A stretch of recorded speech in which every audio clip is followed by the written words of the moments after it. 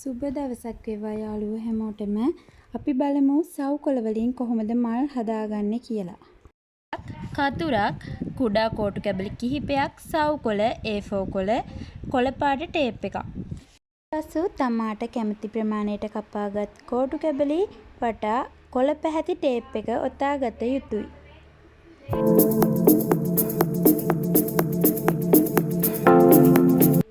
කැමති වර්ණ වලින් ගත් සවුකොළ මේ ආකාරයට තීරු වශයෙන් නමාගත යුතුයි.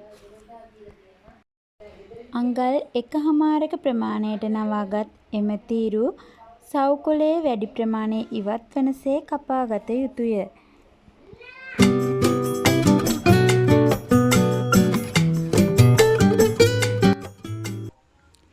එම ප්‍රමාණයට කපාගත් තීරු නැවතත් මේ ආකාරයෙන් නවාගෙන එම තීරු සිහින්ව මේ ආකාරයට කුඩා කැබලි වශයෙන් කපා ගමු.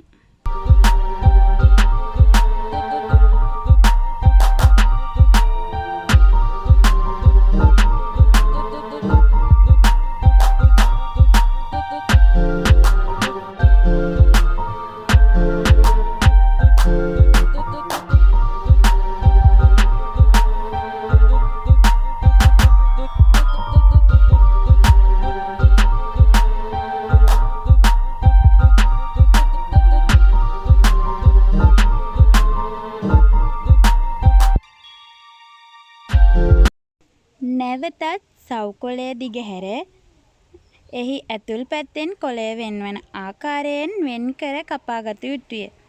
ඉන්පසු අපට මෙවන් තීරු දැකගත හැකිය.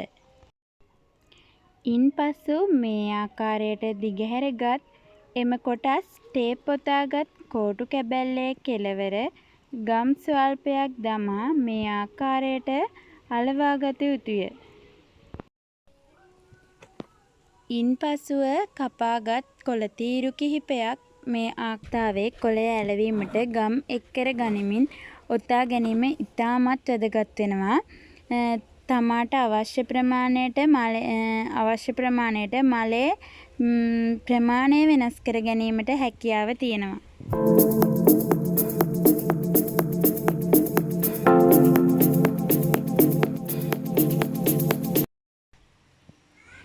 ඉන් අනතුරුව අපි මේ මල් සඳහා කොළ සාදා ගැනීමට කොළ පැහැති A4 තීරුවක් කපා ගන්නවා. ඊට පසු එය වරක් සමානව නවා ගැනීමෙන් නැවතත් වරක් එක මත එක සිටිනසේ නවා ගන්න ඕනේ. එවිට අප සමචතුරස්‍රාකාර කොටුවක් පේනවා. එය නැවතත් එක මත එක සිටිනසේ නවා ගත යුතුයි. ඉන්පසු මේ ආකාරයට කොළ කපා දිගහැරගෙන මැද සිදුරු කර කොළය නටුවට සම්බන්ධ කර ගැනීමට හැකියාව ඇත.